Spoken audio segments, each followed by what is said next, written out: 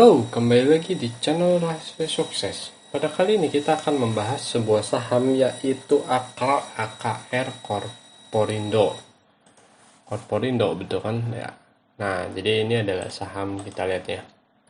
Sahamnya udah uptrend begitu lama. Di sini dia mungkin ada high-nya di sini. Ini sempat overextend dan tentunya tipikalnya kayak gini ya. Dia naik, bikin base, naik, tapi turun nih, base-nya tuh selalu turun. Sini naik lagi. Sebetulnya kalau lihat dari long term seperti ini gitu ya, dia base-nya sebetulnya udah hampir base 3 berarti. Kalau lihat nih, sini kan kelihatan ya. Oh, mungkin ini base 1, base 2, ini base 3, ini base 4. Sebetulnya udah sampai akhir-akhir, cuman kelihatannya sih ya, dia masih membentuk pola inverted head and shoulder. Nah, itu ada di sini gitu ya. Sebetulnya ini udah break nih di sini, cuman dia belum berlanjut. Jadi kalau dilihat tuh ini ya, di sini dia mantul sekali, ada mantul, turun, mantul, turun, mantulnya ini udah break. Sudah break, dia lagi turun dulu. Polanya seperti itu, tapi ini dari volume kemarin udah menarik nih gitu ya. Sebetulnya titik belinya ya tentunya ada di sini. 1100 kalau bisa closing, lihat aja pagi sebetulnya ini kayak false break itu, tapi kelihatannya masih bisa mendukung. Ada support di sini. Target pertama pastinya di sini. Tapi ketika sebetulnya ya, kalau si saham ini kita coba kita lihat, dia bisa sampai ke all time high. Oh, ternyata bukan all time high, di sini lebih tinggi lagi. Sempat mantul, tapi dia bahkan kalau dilihat dari sini gitu ya, ini kan membentuk cup and handle ya. Jadi ini ada titik penting sih nanti di sini.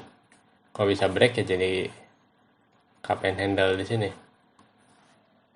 Kelihatannya cukup menarik gitu ya. Ini adalah perusahaan sebetulnya kayak trading dan logistiknya untuk minyak bumi atau biasanya basic chemical gitu ya dia. Jadi di sini ada risk rewardnya. Risknya 2%, rewardnya 8%. Jadi cukup menarik sih pastinya gitu ya di saham-saham yang seperti ini gitu. Kalau bisa break, memang ada sentimennya, dan ini juga kan ya kalau perusahaan trading gitu ya, lihat harga minyak naik atau apa gitu kan, dia jauh lebih menarik gitu. Dan tentunya ya bagus aja sih. Dan ini mau bagi dividen ya, walaupun jumlahnya kecil ya, cuma 25 di Agustus tanggal 3. Nilainya 2,5%, berarti yang nggak terlalu banyak pengaruh sih ya gitu ya dengan pergerakan harga sahamnya. Semoga bisa ya istilahnya jadi ini ya, jadi katalis buat break dulu nih di 1100 ini. Jadi bisa langsung dipantau nih gitu ya di watchlist pagi hari. Siapa tahu memang ada volume masuk, harga sahamnya mulai digerakin. Kita lihat bagi dividennya, ini yang tadi udah dibilang. Kemarin baru ya makan malam-malam gitu ya, dia akan bagi dividen 25 per lembar saham. Jadi ya kalau dilihat ya itu yang tadi ya, 2,5%, 2% lah gitu ya, dividen interim. Nah, ini dia tentang laba bersihnya.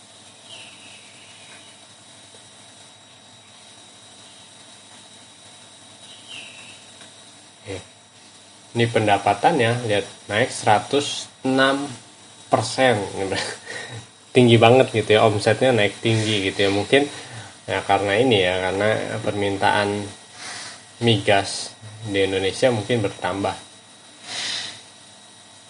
Dan jumlahnya meningkat 73,6% dari tahun lalu. Berarti ini lagi ada akselerasi gitu ya. Jadi secara secara fundamentalnya ya bagus gitu ya, udah tidak perlu diragukan. Oh, dia punya SPBU juga. Oke, kelihatannya cukup menarik sih ya gitu ya.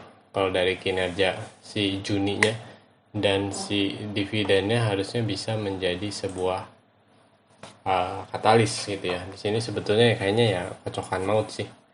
Dan kalau misalnya orang udah tahu, misalnya kinerja Juni, ya dia naik udah cukup tinggi.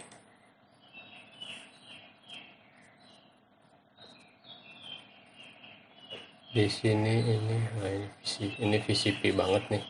Sebetulnya kejadian sama kayak ini ya. Jadi kalau kita ngelihat nih di sini gitu ya, ini juga sama.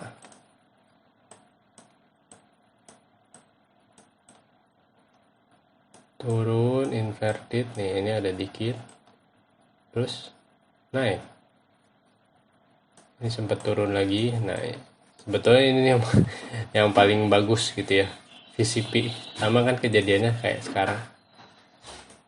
Nih, sangat padat, volatilitasnya hampir nggak ada, sudahnya break ya naik tinggi gitu ya. Ini juga sama lihat, volatilitasnya hampir seperti ini gitu. Jadi ini sebetulnya yang kayak gini gitu yang paling seneng kalau saya lihat gitu ya. Ini bisa berpotensi untuk tembus lagi, untuk naik lagi ke atas.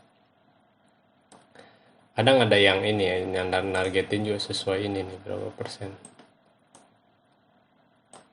Tapi menurut saya ini 18%. Tapi menurut saya ada resistance di sini. Kalau ada resisten gimana sebetulnya kan, kalau sekarang IHSG ini masih belum terkonfirmasi bullish gitu ya, walaupun kemarin sempat mantul, tapi masih ada kemungkinan turun ke bawah karena ya udah mantul tuh dia kan nggak V-shape kan, masih ragu-ragu gitu naiknya. Ini kalau memang udah terkonfirmasi bullish sih ya sebetulnya bisa hold agak lama gitu ya. Kayak gini nih, holdnya agak lama. Hold agak lama bisa nggak sampai ratusan persen ya bisa. Gitu ya. Dari sini juga ini udah hampir 100% nih dari 2021, 1,5 tahun. Udah lumayan banget gitu. Cuman kalau dia keadaan market kayak gini kita harus belajar nih ya support resisten ini. Kira-kira kalau udah sampai sini pastinya ada mantul-mantul kayak gini nih ya, mantul dulu, terus sudah mantul diuji nih bakal turun atau enggak gitu. Jadi kalau di sini sih strateginya ya lebih ketat aja gitu ya, dalam taking profit, dalam trailing stop, dalam pindahin stop loss langsung ke BP gitu ya. Oke, sampai di sini dulu video ini. Jangan lupa like, komen, tanyakan, share, dan diskusikan dengan teman kalian, dan yang terpenting tekan tombol subscribe. Sampai bertemu di video selanjutnya. Terima kasih.